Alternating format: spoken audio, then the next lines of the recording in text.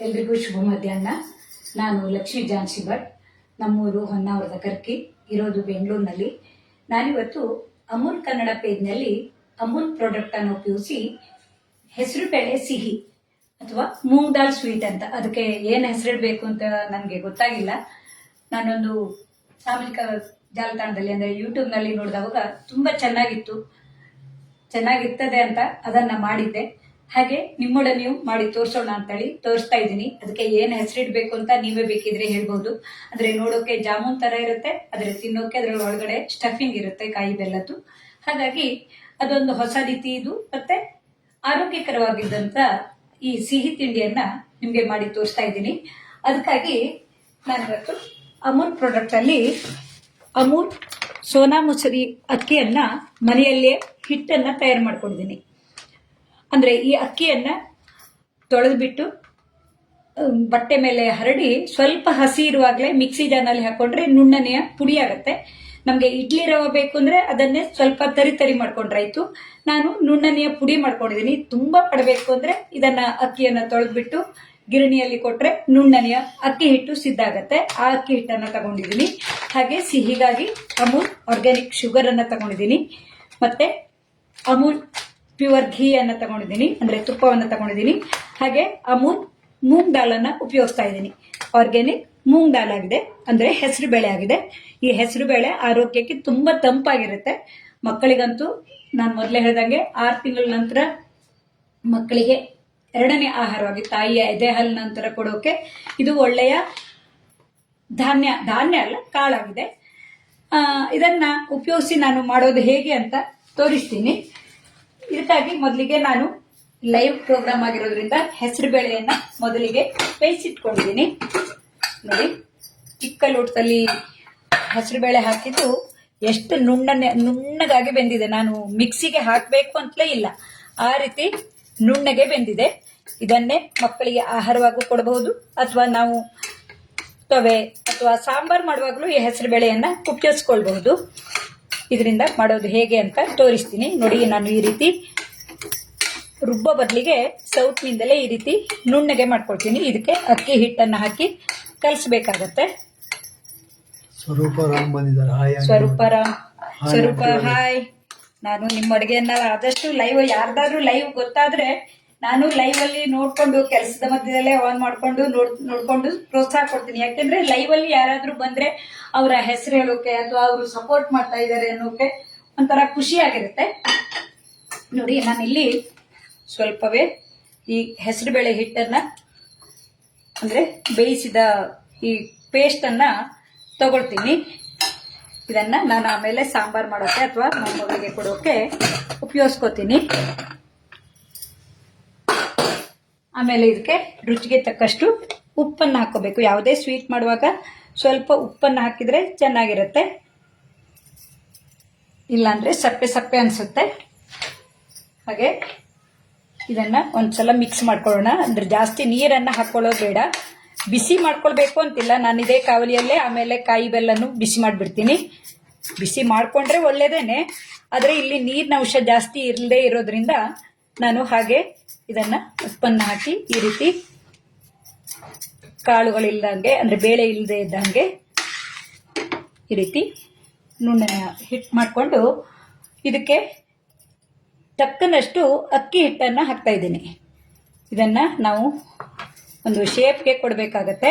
ಹಾಗಾಗಿ ಅಕ್ಕಿ ಹಿಟ್ಟನ್ನ ಹಾಕಿ ಈ ರೀತಿ, ಅಂದ್ರೆ ನಮಗೆ ಉಂಡೆ ಕಟ್ಟೋ ಹದಕ್ಕೆ ಬರಬೇಕು. ಅಲ್ಲಿ ತನಕ ಬಿಸಿ ಮಾಡಬೇಕು ಅಂತಿಲ್ಲ. ಇದರಲ್ಲಿ ನೀರಿನ ಅಂಶ ಇಲ್ಲದೆ ಇರೋದ್ರಿಂದ ಹೀಗೇನೆ ಮಾಡಬಹುದು.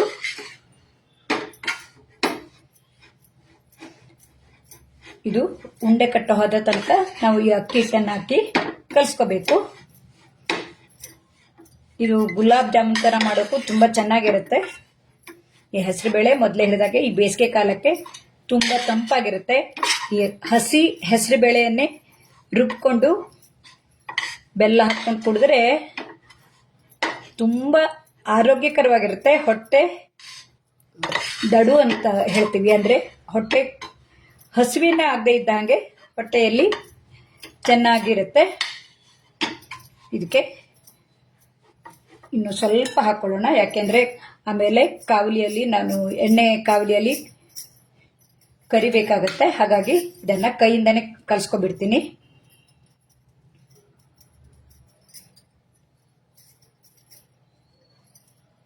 ಯಾವುದೇ ಅಡುಗೆ ಮಾಡುವಾಗ ನಾವು ಒಳ್ಳೆ ಮನಸ್ಸಿನಿಂದ ಮಾಡಿದರೆ ಅಡುಗೆ ಚೆನ್ನಾಗಿಯೇ ಬರುತ್ತೆ. ಈ ಅಮೂಲ್ ಪ್ರಾಡಕ್ಟನ್ನು ಉಪಯೋಗಿಸಿ ಏನೆಲ್ಲ ಮಾಡಬಹುದು ಅಂತ ಹಲವು ವಿಡಿಯೋಗಳಲ್ಲಿ ನೀವೆಲ್ಲ ನೋಡಿರ್ತೀರಾ. ಒಮ್ಮೆ ಲೈವಲ್ಲಿ ನೋಡಲಿಲ್ಲ ಅಂದರೆ ಆಮೇಲೂ ನೋಡಬಹುದು. ಇದಕ್ಕೆ ಸ್ವಲ್ಪ ತುಪ್ಪವನ್ನು ಹಾಕೊಳ್ತೀನಿ, ಅಮೂಲ್ ತುಪ್ಪವನ್ನು ಹಾಕೊಳ್ತೀನಿ. ಯಾಕೆ ಕೈಗೆ ಅಂಟುಕೊಳ್ಳೋದಿಲ್ಲ ಮತ್ತು ರುಚಿಯೂ ಚೆನ್ನಾಗಿ ಬರುತ್ತೆ. ನಾವು ಚಪಾತಿ ಹಿಟ್ಟು ಎಲ್ಲ ಕಲಿಸ್ತೀವಲ್ಲ, ಆ ರೀತಿ ಆಗೋ ತನಕ ಈ ಅಕ್ಕಿ ಹಿಟ್ಟನ್ನು ಹಾಕಿ ಕಲಿಸ್ಕೋಬೇಕು. ಕೈಯಿಂದನೇ ಕಲಿಸಿದಾಗ ನಮಗೆ ಇದರ ಹದ ಸರಿಯಾಗಿ ಗೊತ್ತಾಗುತ್ತೆ. ಸೌಟ್ನಿಂದ ಮಾಡಿದ್ರೆ ನಮಗೆ ಶಿಸ್ತಾಗಿ ಇರುತ್ತೆ, ಆದರೆ ಕೈಯಿಂದ ಕಲಿಸಿದಾಗಲೇ ಯಾವುದಾದ್ರದ್ದಾರು ಅಡುಗೆಯ ಹದ ಗೊತ್ತಾಗೋದು ಮತ್ತು ರುಚಿ ಜಾಸ್ತಿ ಆಗೋದು. ಮೊದಲೇ ಹೇಳಿದಂಗೆ ನಮ್ಮ ಕೈಯಲ್ಲಿ ಷಡ್ರಸಗಳಿರ್ತವೆ. ಅವನ್ನು ನಾವು ಸ್ಪೂನಲ್ಲಿ ಊಟ ಮಾಡೋ ಬದಲಿಗೆ ಕೈಯಲ್ಲಿ ಊಟ ಮಾಡಿದಾಗ ರುಚಿ ಜಾಸ್ತಿ ಇರುತ್ತೆ. ನೀವು ಬೇಕಿದ್ರೆ ಪ್ರಯೋಗ ಮಾಡಿ ನೋಡಿ. ನಾವು ಹೋಟೆಲ್ಗೆ ಹೋದಾಗ ಶಿಸ್ತಿನ ಸಲುವಾಗಿ ಚಮಚದಿಂದ ಉಣ್ತೀವಿ, ಆದರೆ ಈ ರೀತಿ ಸ್ವಚ್ಛವಾದ ಕೈಯಿಂದ ನಾವು ಅಡುಗೆಯನ್ನು ಮಾಡಿದರೆ ಆಯಿತು. ನೋಡಿ, ಈ ರೀತಿ ಈ ಹೆಸರು ಬೇಳೆಗೆ ಅಕ್ಕಿ ಹಿಟ್ಟು ಹಿಡಿಯೋ ತನಕ ಈ ರೀತಿ ಕಲಿಸ್ಕೋಬೇಕು. ಇದೇ ರೀತಿ ನಾವು ಚಕ್ಲಿಯನ್ನು ಮಾಡ್ಕೋಬಹುದು. ಈ ಹೆಸರು ಬೇಳೆ ಬೇಯಿಸ್ಕೊಂಡು ಇದಕ್ಕೆ ಇನ್ನು ಪರಿಮಳಕ್ಕೆ ಇನ್ನೂ ಸಾಮಗ್ರಿಗಳನ್ನೆಲ್ಲ ಹಾಕ್ಕೊಂಡು ಚಕ್ಲಿ ಮಾಡಿದ್ರು ತುಂಬ ಚೆನ್ನಾಗಿರುತ್ತೆ. ಇದನ್ನು ತುಂಬ ಮೆದುವಾಗಿ ಕಲಿಸ್ಕೋಬಾರ್ದು, ಯಾಕೆಂದರೆ ಎಣ್ಣೆಯನ್ನು ತುಂಬ ಹೀರ್ಕೊಳ್ಳುತ್ತೆ. ಹಾಗಾಗಿ ಸ್ವಲ್ಪ ಗಟ್ಟಿ ಇರುವಂತೆ ಅಂದರೆ ಹೆಸರುಬೇಳೆ ಕಡಿಮೆ ಆದರೆ, ಹೆಸರುಬೇಳೆ ಕಡಿಮೆ ಇದ್ದು ಅಕ್ಕಿ ಹಿಟ್ಟು ಬೆರೆತ್ಕೊಳ್ಳೋ ಇರುವ ಹಾಗೆ ಕಲಿಸ್ಕೋಬೇಕು. ತುಂಬ ಮೆದುವಾಗಿದ್ದರೆ ಎಣ್ಣೆ ಕುಡಿಯೋದು ಅಂದರೆ ಎಣ್ಣೆ ಹೀರ್ಕೊಳ್ಳೋ ಚಾನ್ಸ್ ಇರುತ್ತೆ. ನೋಡಿ, ಈ ರೀತಿ ನಾವು ಸ್ವಲ್ಪ ತುಪ್ಪನ್ನು ಹಾಕಿ ಕಲಿಸ್ಕೊಂಡು ಇರೋದ್ರಿಂದ ಕೈಗೂ ನೋಡಿ ತುಂಬ ಅಂಟ್ಕೊಂಡೇ ಇಲ್ಲ, ನಾವು ಸುಲಭವಾಗಿ ಬಿಡಿಸ್ಕೋಬಹುದು.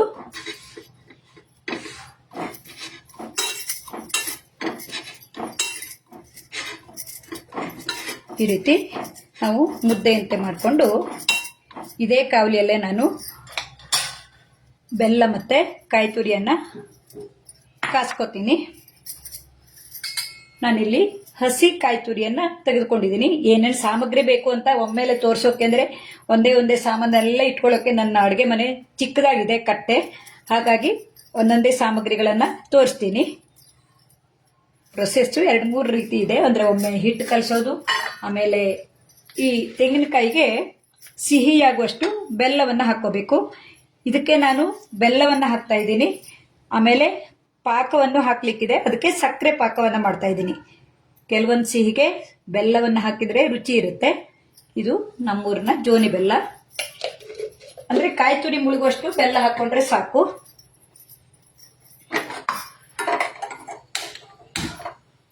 ಸಣ್ಣ ಉರಿಯಲ್ಲಿ ಇದನ್ನು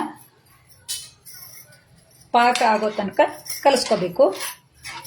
ನಾನಿಲ್ಲಿ ಸ್ವಲ್ಪನೇ ಮಾಡ್ತಾ ಇರೋದ್ರಿಂದ ಇವೆಲ್ಲ ಸಾಮಗ್ರಿಗಳನ್ನು ಸ್ವಲ್ಪನೇ ತಗೊಂಡಿದ್ದೀನಿ.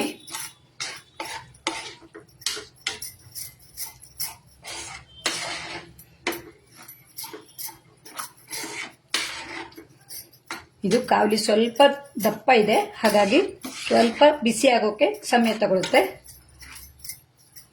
ಲೈವ್ ಅಡುಗೆ ಆಗಿರೋದ್ರಿಂದ ಕೆಲವೊಂದೆಲ್ಲ ನಾವು ಗಮನವಿಟ್ಟು ನೋಡಲೇಬೇಕಾಗತ್ತೆ, ಮಾಡಲೇಬೇಕಾಗತ್ತೆ. ಯಾಕೆಂದರೆ ಎಲ್ಲವನ್ನ ಮೊದಲೇ ಮಾಡಿಟ್ಕೊಂಡ್ರೆ ಅದರಲ್ಲಿ ತೋರಿಸೋದು ಏನೂ ಇರೋದಿಲ್ಲ. ಕೆಲವೊಂದೆಲ್ಲ ಲೈವ್ ಅಡುಗೆಯಲ್ಲಿ ತೋರಿಸಿದ್ರೆ ನಮಗೂ ಖುಷಿ ಇರುತ್ತೆ ಮತ್ತು ಸಮಯನೂ ನಮಗೆ ಮನೆಯಲ್ಲಿ ಉಳಿದ ಕೆಲಸದ ಜೊತೆಗೆ ಒಂದು ಉಳಿತಾಯನೂ ಆಗಿರುತ್ತೆ. ಮತ್ತು 2 ಸಲ ಮಾಡಿ ತೋರಿಸೋ ಬದಲಿಗೆ ಕೆಲವೊಂದೆಲ್ಲ ನಾವು ಫ್ರೀಜರ್ನಲ್ಲಿ ಇಡಬೇಕು ಅಂಥದ್ದನ್ನೆಲ್ಲ ಮೊದಲೇ ಮಾಡಿಟ್ಕೋಬಹುದು.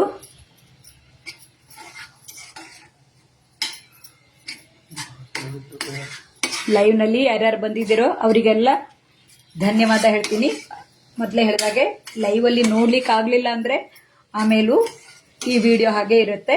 ನಾವು ಅಮೂಲ್ ಕನ್ನಡ ಪೇಜ್ನಲ್ಲಿ ಹೋಗಿ ನೋಡಿದರೆ ಸಿಗತ್ತೆ. ನಿಮ್ಮ ಫ್ರೆಂಡ್ಸಿಗೂ ಹೇಳಿ, ಅವರು ಬೇಕಿದ್ರೆ ಈ ಅಡುಗೆಯಲ್ಲಿ ಭಾಗವಹಿಸಬಹುದು. ಅಮೂಲ್ ಕನ್ನಡ ಪೇಜ್ನಲ್ಲಿ ನಮಗಾಗಿ ಇದೊಂದು ಅವಕಾಶವನ್ನು ಕೊಟ್ಟಿದ್ದಾರೆ.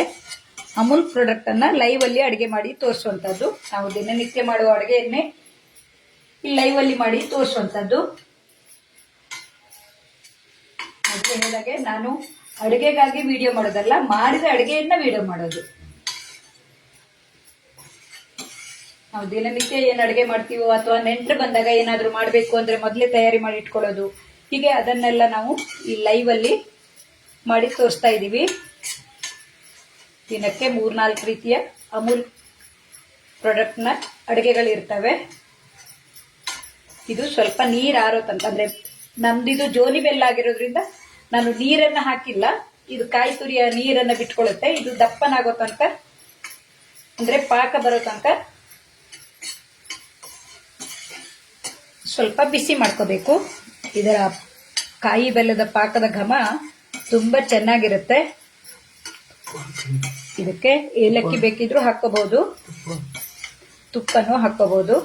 ನಾನು ಇದರ ಪಾಕಕ್ಕೆ ಬೇರೆ ಸ್ಮೆಲ್ ಬರೋಕೆ ನಮ್ಮೂರಿನಲ್ಲಿ ಸಿಗುವಂತ ಸಣ್ಣಕ್ಕಿ ಎಲೆಯನ್ನ ಹಾಕ್ತಾ ಇದ್ದೀನಿ. ಹಾಗಾಗಿ ಇದಕ್ಕೆ ಏಲಕ್ಕಿಯನ್ನ ಹಾಕಿಲ್ಲ. ಕಾಯಿ ಬೆಲ್ಲದ ಪಾಕನೇ ಚೆನ್ನಾಗಿರುತ್ತೆ. ಬೇಕಿದ್ರೆ ಇದಕ್ಕೆ ಡ್ರೈ ಫ್ರೂಟ್ಸ್ ಅನ್ನು ಹಾಕೋಬಹುದು. ಮಧ್ಯೆ ಮಧ್ಯೆ ತಿನ್ನೋಕೆ ಚೆನ್ನಾಗಿರುತ್ತೆ. ಇದು ಈ ಕಾವಲಿಗೆ ದಪ್ಪನಾಗಿ ಬರುತ್ತೆ.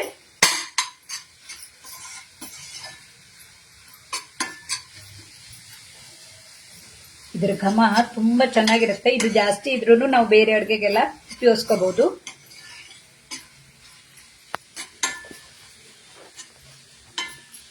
ಈಗ ಇದು ಆರ್ತಾ ಬಂದಿದೆ. ಇದಕ್ಕೆ ಬೇಕಿದ್ರೆ ಸ್ವಲ್ಪ ತುಪ್ಪವನ್ನು ಹಾಕೊಂಡ್ರೆ ಘಮ ಚೆನ್ನಾಗಿರುತ್ತೆ. ನೋಡಿ, ತಳ ಬಿಟ್ಟು ಬಂದಿದೆ. ಇದು ಸಾಕು. ತುಂಬಾ ಉದುರು ಆದ್ರೂ ನಮ್ಗೆ ಇದನ್ನ ಅದರೊಳಗೆ ಸ್ಟಫಿಂಗ್ ಮಾಡಬೇಕಾಗತ್ತೆ. ಸಾಕಿದು ಬಿಸಿಗೆ ಸರಿಯಾಗಿ ಬರುತ್ತೆ. ಹಾಗೆ ನಾನೇನು ಇದಕ್ಕೆ ಸಕ್ಕರೆ ಪಾಕ ಮಾಡ್ಕೋಬೇಕು. ಅಂದ್ರೆ ನಾನು ಮೊದಲೇ ಹೇಳಿದಾಗೆ ಜಾಮೂನ್ ತರ ಮಾಡೋದ್ರಿಂದ ಇದಕ್ಕೆ ಸಕ್ಕರೆ ಪಾಕವನ್ನ ಮಾಡ್ಕೋಬೇಕು. ಅಮೂಲ್ ಸಕ್ಕರೆಯನ್ನ ತಗೊಂಡಿದ್ದೀನಿ. ನೋಡಿ, ಅಮೂಲ್ ಸಕ್ಕರೆನು ಆರ್ಗ್ಯಾನಿಕ್ ಆಗಿರುತ್ತೆ. ನೋಡೋಕೆ ಸ್ವಲ್ಪ ಕಂದು ಬಣ್ಣ ಇರುತ್ತೆ, ಆದ್ರೆ ಪಾಕ ಚೆನ್ನಾಗಿರುತ್ತೆ. ಇದಕ್ಕೆ ನಾವು ಗುಲಾಬ್ ಜಾಮೂನ್ಗೆಲ್ಲ ಮಾಡ್ಕೊತೀವಲ್ಲ, ಅದೇ ರೀತಿ ಪಾಕ ಮಾಡ್ಕೊಂಡ್ರಾಯ್ತು. ನಾನು ಮೊದಲೇ ಹೇಳಿದಾಗೆ ಇದಕ್ಕೆ ಪರಿಮಳಕ್ಕೆ ಏಲಕ್ಕಿ ಬದಲಿಗೆ ಈ ಸಣ್ಣಕ್ಕಿ ಎಲೆಯನ್ನ ಹಾಕೊಂಡಿದ್ದೀನಿ. ನೀವು ಏಲಕ್ಕಿಯನ್ನ ಹಾಕೋಬಹುದು. ಜಾಮೂನ್ಗೆಲ್ಲ ಪಾಕ ಮಾಡ್ತೀವಲ್ಲ, ಅದೇ ರೀತಿ ಮಾಡ್ಕೊಳ್ಳೋದು. ಹಾಗೆ ಇದನ್ನ ಕರಿಬೇಕು. ಹಾಗಾಗಿ ಸಣ್ಣ ಉರಿಯಲ್ಲಿ ಎಣ್ಣೆಯನ್ನ ಕಾಯೋಕಿಡ್ತೀನಿ.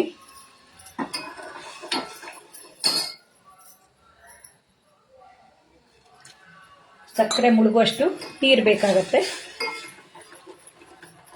ಇದೊಂದು ಹೊಸ ರೀತಿ ಸಿಹಿಯಾಗಿದೆ. ನೀವು ಯಾರಾದ್ರೂ ಮಾಡಿರ್ಬಹುದು ಈವರೆಗೆ, ಆದ್ರೆ ನಾನು ಹೊಸದಾಗಿ ಮಾಡಿರೋದ್ರಿಂದ ನಿಮ್ಗೂ ತೋರಿಸೋಣ ಅಂತೇಳಿ ಈ ವಿಡಿಯೋವನ್ನ ನಿಮ್ಮೊಡನೆ ಹಂಚ್ಕೊಳ್ತಾ ಇದ್ದೀನಿ. ಇದೊಂದು ತುಂಬಾ ಚೆನ್ನಾಗಿರೋ ಸಿಹಿಯಾಗಿತ್ತು.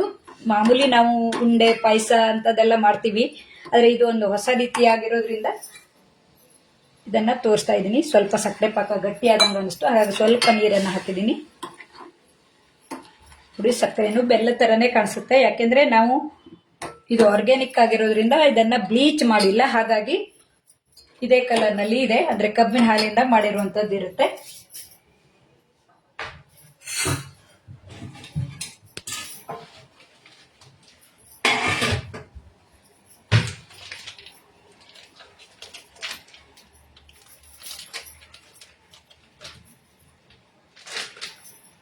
ನೆಂಟರು ಬಂದಾಗ ನಾವು ಒಂದೇ ರೀತಿ ಅಡುಗೆ ಮಾಡಿ ತೋರಿಸೋ ಬದಲಿಗೆ ಈ ರೀತಿ ಬೇರೆ ಬೇರೆ ಅಡುಗೆಯನ್ನ ಮಾಡಬಹುದು. ಇದು ಪಾಕ. ಈ ಸಕ್ಕರೆ ಕರಗಿ ಸ್ವಲ್ಪ ಕುದಿ ಬಂದ್ರೆ ಸಾಕು. ಸ್ವಲ್ಪ ದಪ್ಪನಾಗೇ ಇದೆ. ತುಂಬಾ ದಪ್ಪನಾಗಿದ್ರೆ ಹೀರ್ಕೊಳ್ಳೋಕೆ ಸಮಯ ತಗೊಳುತ್ತೆ. ಗುಲಾಬ್ ಜಾಮೂನ್ ತರ ಇರೋದು. ನಾನು ಇದಕ್ಕೆ ಈ ಕಾಯಿ ಬೆಲ್ಲಕ್ಕೆ ಸ್ವಲ್ಪ ಗೋಡಂಬಿಯನ್ನು ಹಾಕ್ತೀನಿ ರುಚಿ ಆಗೋಕೆ. ಮೊದಲೇ ಪುಡಿ ಮಾಡ್ಕೊಳ್ಳೋಕೆ ಮರ್ತೆ ನಾನು.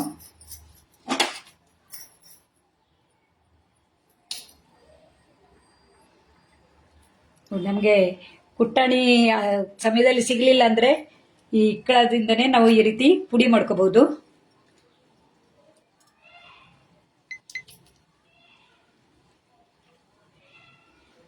ಸಕ್ಕರೆ ಪಾಕ ಅದು ಚೆನ್ನಾಗಿ ಕುದಿದ್ರೆ ಸಾಕು, ತುಂಬ ಪಾಕ ಬರಬೇಕಂತಿಲ್ಲ.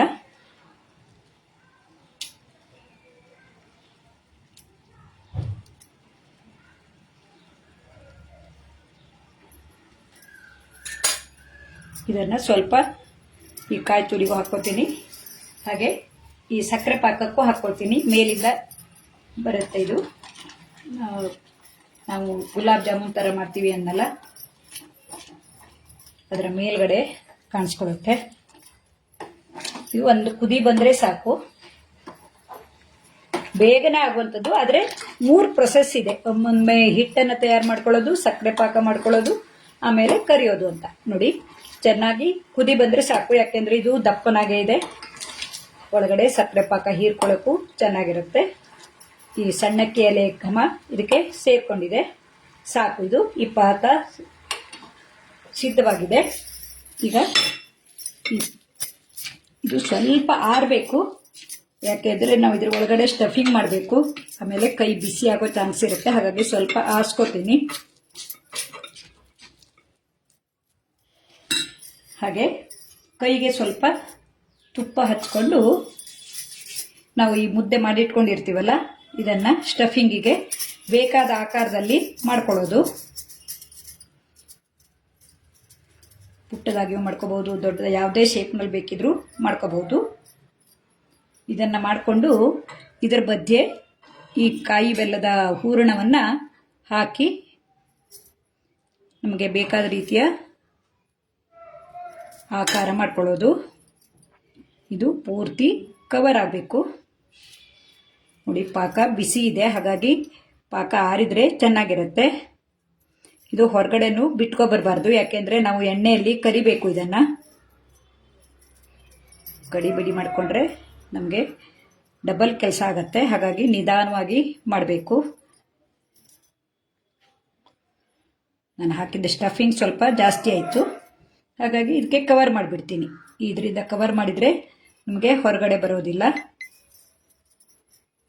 ಈ ಕಾಯಿ ಬೆಲ್ಲದ ಹೂರಣ ಹೊರಗಡೆ ಬರದೇ ಇದ್ದಂಗೆ ನಾವು ಮಾಡ್ಕೋಬೇಕು.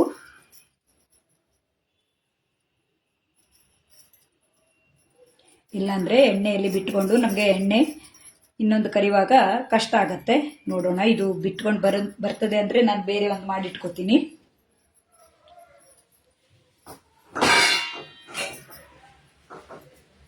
ಇದನ್ನು ಆಮೇಲೆ ಮಾಡೋಕ್ಕಾಗತ್ತೆ. ಇನ್ನೊಂದನ್ನು ಸ್ವಲ್ಪ ದೊಡ್ಡದಾಗಿ ತಗೊಂಡು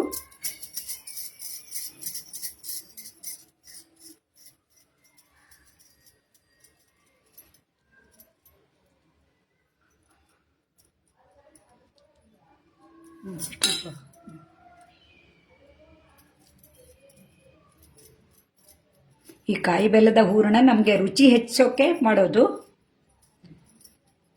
ಜಗದಾಂಗ ರುಚಿ ಬರುತ್ತೆ, ತಿಂದಂಗೆ ರುಚಿಯಾಗಿ ಬರುತ್ತೆ. ನಮಗೆ ಬೇಕಾದ ಆಕಾರದಲ್ಲಿ ಇದನ್ನ ಮಾಡ್ಕೊಂಡ್ರಾಯ್ತು. ರೌಂಡ್ ಆಗು ಮಾಡ್ಕೋಬಹುದು, ಇದು ಚೌಕಾಕಾರ ಮಾಡ್ಕೋಬಹುದು. ನಾನು ಇದೊಂದು ಶೇಪ್ನಲ್ಲಿ ಕೊಡ್ತಾ ಇದ್ದೀನಿ.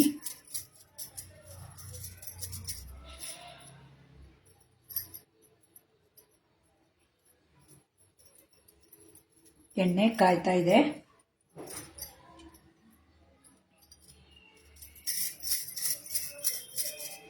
ಇದನ್ನೇ ಹಾಗೆ ಕರೆದು ನಾವು ಮಾಡ್ಕೋಬಹುದು. ಆದರೆ ಮಧ್ಯದಲ್ಲಿ ಕಾಯಿ ಬೆಲ್ಲ ಇದ್ರೆ ರುಚಿಯಾಗಿ ಬರುತ್ತೆ.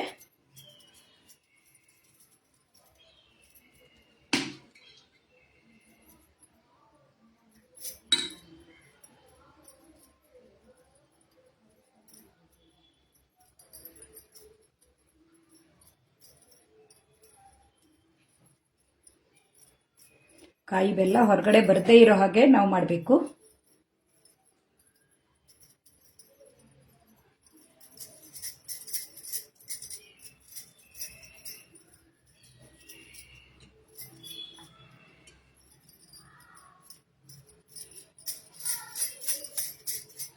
ಸಣ್ಣ ಉರಿಯಲ್ಲಿ ಎಣ್ಣೆ ಕಾಯ್ತಾ ಇರಲಿ.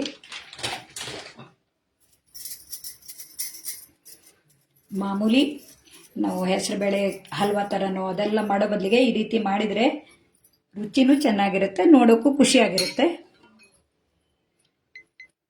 ಇದನ್ನು ಮಾಮೂಲಿ ರೌಂಡ್ ಆಗಿಯೂ ಮಾಡಿ ತೋರಿಸ್ತೀನಿ. ಮೋದಕ ಥರನೂ ಮಾಡ್ಕೋಬಹುದು. ಈ ರೀತಿ ನಮ್ಗೆ ಬೇಕಾದ ಆಕಾರದಲ್ಲಿ ನಾವು ಮಾಡ್ಕೋಬಹುದು. ಇದಕ್ಕೆ ಏನು ಹೆಸರು ಹೇಳಬೇಕು ಅಂತ ಗೊತ್ತಾಗದೆ ನಾನು ಮೂಂಗ್ ದಾಲ್ ಸ್ವೀಟ್ ಅಂತ ಹೇಳಿದ್ದೀನಿ. ನೋಡಿ, ಮೋದಕ ಥರನೂ ಮಾಡ್ಕೋಬಹುದು.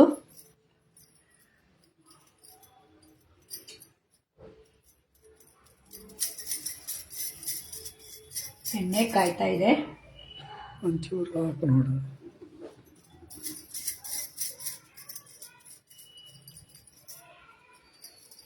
ಇದಿಷ್ಟು ಮಾಡೋ ತನಕ ಲೇಟ್ ಆಗುತ್ತೆ. ಹಾಗಾಗಿ ನಾನು ಒಂದು 4-5 ಅಷ್ಟೇ ಮಾಡಿ ತೋರಿಸ್ತೀನಿ. ಇದನ್ನು ಮೋದಕದ ಶೇಪ್ನಲ್ಲಿ ಮಾಡಿ ತೋರಿಸ್ತೀನಿ. ನಮಗೆ ಯಾವ ಶೇಪ್ನಲ್ಲಿ ಬೇಕೋ ಆ ಶೇಪ್ನಲ್ಲಿ ಮಾಡ್ಕೋಬಹುದು. ಯಾಕೆಂದರೆ ಈ ಹೆಸರುಬೇಳೆ ಅಕ್ಕಿ ಹಿಟ್ಟಿನ ಜೊತೆ ಸೇರಿಕೊಂಡು ನಮಗೆ ಬೇಕಾದ ಆಕಾರ ಮಾಡೋಕ್ಕೆ ಸಾಧ್ಯ ಆಗುತ್ತೆ. ಸ್ವಲ್ಪ ದಪ್ಪನಾಗಿ ತಗೋಬೇಕು ಅಷ್ಟೇ. ನೋಡಿ, ಈಗ ಎಣ್ಣೆ ಕಾದಿದೆ. ಇದರಲ್ಲಿ ಹಾಕ್ತೀನಿ. ಸ್ವಲ್ಪ ಎಣ್ಣೆ ಬಿಸಿಯಾಗಿದ್ದು ಜಾಸ್ತಿ ಆಯಿತು. ಒಮ್ಮೆ ನಾನು ಉರಿ ಆರಿಸ್ಕೊತೀನಿ. ಯಾಕೆಂದರೆ ಇದು ಸ್ವೀಟ್ ಆಗಿರೋದ್ರಿಂದ ಬೇಗನೆ ಬೆಂದು ಬಂದು ಕಲರ್ ಹೆಚ್ಚು ಕಡಿಮೆ ಆಗುತ್ತೆ.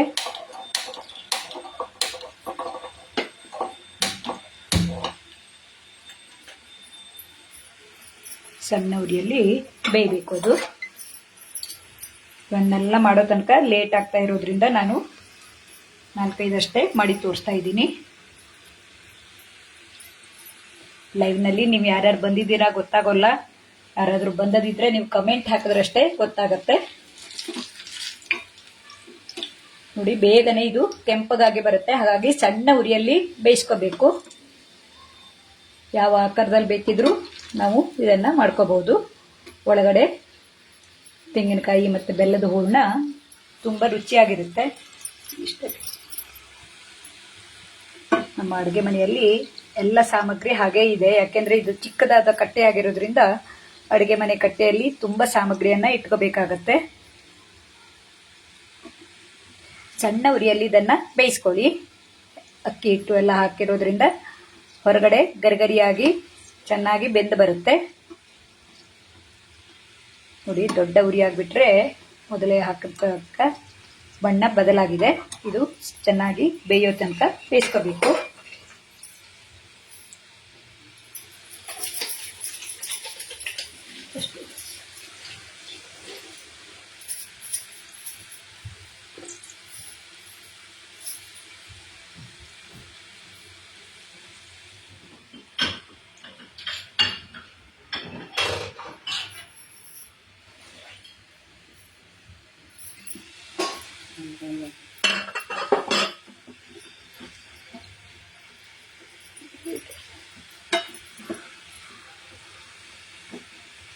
ಈ ಅಮೂಲ್ ಕನ್ನಡ ಪೇಜ್ನಲ್ಲಿ ತುಂಬ ಮಂದಿ ಅಡುಗೆ ಮಾಡಿರೋದನ್ನ ನೋಡಿರ್ತೀರಾ.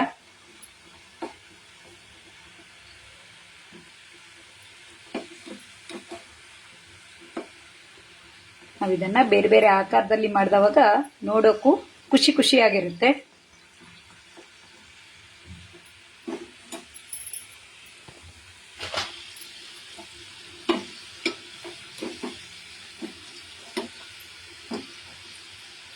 ಇದು ಎಣ್ಣೆ ಆರೋ ತನಕ ನಾವು ಬೇಯಿಸ್ಕೋಬೇಕು.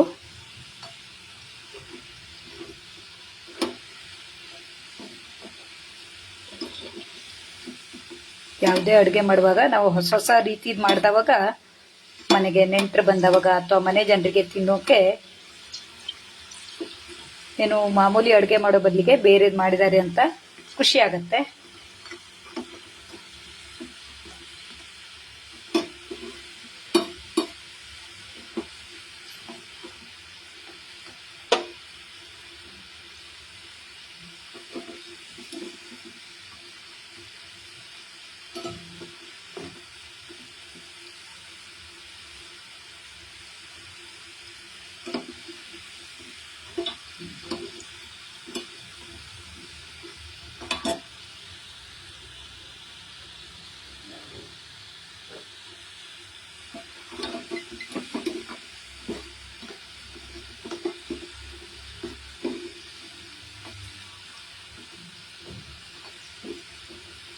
ಇದು ಈಗ ಬೇಯ್ತಾ ಇದೆ.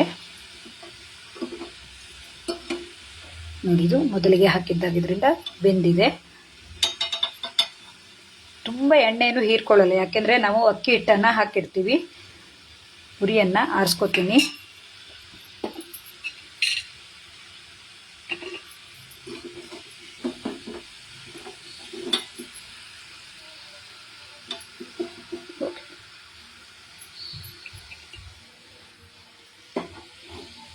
ನೋಡಿ, ಕಾಯಿ ಬೆಲ್ಲನ ನಾವು ಸರಿಯಾಗಿ ತುಂಬದೇ ಇದ್ದರೆ ಹೊರಗಡೆ ಬರುವ ಸಂಭವ ಇರುತ್ತೆ. ಹಾಗಾಗಿ ನೋಡಿಕೊಂಡು ಸ್ಟಫಿಂಗ್ ಮಾಡಬೇಕು.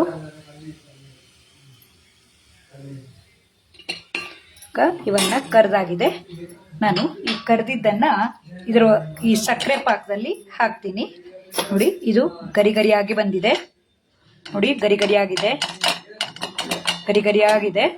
ಇದನ್ನು ಸಕ್ಕರೆ ಪಾಕದಲ್ಲಿ ಹಾಕಿದವಾಗ ಸ್ವಲ್ಪ ಹೊತ್ತು ಈ ಸಕ್ಕರೆ ಪಾಕದಲ್ಲಿ ನೆನೆದ್ರೆ ಸಕ್ಕರೆ ಈ ಹೊರಗಿನ ಭಾಗಕ್ಕೆ ಸಕ್ಕರೆ ಪಾಕ ಹೀರ್ಕೊಂಡು ತಿನ್ನೋಕೆ ಗುಲಾಬ್ ಜಾಮೂನ್ ಥರ ಇರುತ್ತೆ. ಒಳಗಡೆ ತೆಂಗಿನಕಾಯಿ ಬೆಲ್ಲದ ಸ್ಟಫಿಂಗ್ ಇರುತ್ತೆ. ಹಾಗಾಗಿ ಇದಕ್ಕೆ ಏನು ಹೆಸರಿಡಬೇಕು ಅಂತ ಗೊತ್ತಾಗ್ದೇನೆ ನಾನು ಮೂಂಗ್ ದಾಲ್ ಸ್ವೀಟ್ ಅಂತ ಹೇಳಿದ್ದೀನಿ. ನಿಮಗೂ ಇದಕ್ಕೆ ಏನಾದರೂ ಹೆಸರು ಹೇಳಬೇಕು ಅಂದರೆ ಯಾವ ಹೆಸರು ಇಟ್ಟರೆ ಚೆನ್ನಾಗಿರುತ್ತೆ ಅಂತ ಹೇಳ್ಬೋದು. ನೋಡಿ, ಮೋದಕ ಅಂತಲೂ ಹೇಳ್ಬೋದು. ಮೋದಕದ ಆಕಾರ ಕೊಟ್ಟಿದ್ದೀನಿ. ಇದು ಒಂಥರ ಓವಲ್ ಶೇಪ್ನಲ್ಲಿ ಗುಲಾಬ್ ಜಾಮೂನ್ ಥರ ಮಾಡಿದ್ದೀನಿ. ನಾವು ಇದಕ್ಕೆ ಹೊರಗಡೆ ಡೆಸಿಕೇಟೆಡ್ ಕೋಕೋನಟ್ ಪೌಡರ್ ಹಾಕ್ಕೊಂಡ್ರೆ ಇದ್ರ ಮೇಲ್ಗಡೆ ಎಲ್ಲ ಕೂತ್ಕೊಂಡು ಚೆನ್ನಾಗಿರುತ್ತೆ. ಅಥವಾ ಡ್ರೈ ಫ್ರೂಟ್ಸನ್ನೇ ಇನ್ನೂ ತುಂಬ ಹಾಕ್ಕೊಂಡ್ರೂ ಚೆನ್ನಾಗಿರುತ್ತೆ.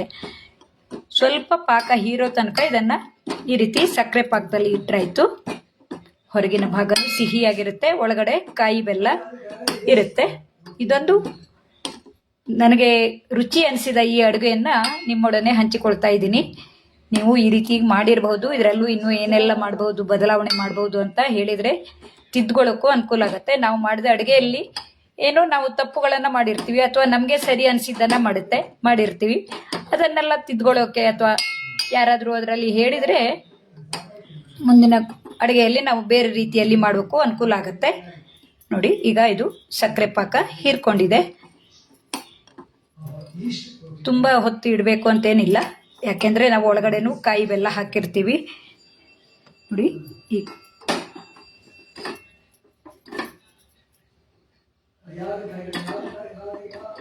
ಉಳಿದದ್ದನ್ನೆಲ್ಲ ಆಮೇಲೆ ಮಾಡ್ತೀನಿ ನಾನು. ಈಗ ಬಿಸಿ ಬಿಸಿ ಇದೆ, ತಿನ್ನೋಕೆ ಬಾಯಿ ಸುಡುತ್ತೆ. ಹಾಗಾಗಿ ಆರಿದ ಮೇಲೆ ತಿನ್ನಬೇಕಾಗತ್ತೆ. ಒಳಗಡೆ ಕಾಯಿ ಬೆಲ್ಲ ಯಾವ ರೀತಿ ಇರುತ್ತೆ ಅಂತ ತೋರಿಸ್ತೀನಿ.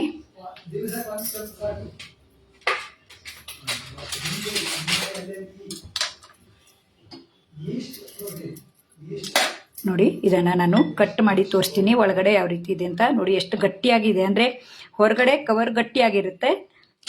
ನೋಡಿ, ಒಳಗಡೆ ತೆಂಗಿನಕಾಯಿ ಮತ್ತು ಬೆಲ್ಲದ ಹೂರ್ಣ ಇರುತ್ತೆ, ಹೊರಗಡೆ ಸಕ್ಕರೆ ಪಾಕ ಇರುತ್ತೆ. ಈ ಸಿಹಿ ನೀವು ಒಮ್ಮೆ ಮಾಡಿ ನೋಡಿ, ಯಾಕೆಂದರೆ ಈ ಸಿಹಿಯನ್ನು ನಾನು ಮಾಡಿದಾಗ ತುಂಬ ಚೆನ್ನಾಗಿ ಬಂದಿತ್ತು. ಈ ಮನೆಯವರಿಗೂ ಎಲ್ಲ ಟೇಸ್ಟ್ ನೋಡಿದಾಗ ಚೆನ್ನಾಗಿದೆ ಅಂದಿದ್ರು. ಹಾಗಾಗಿ ಇದನ್ನು ನಿಮ್ಮೊಡೆ ನೀವು ಮಾಡಿ ತೋರಿಸ್ತಾ ಇದ್ದೀನಿ.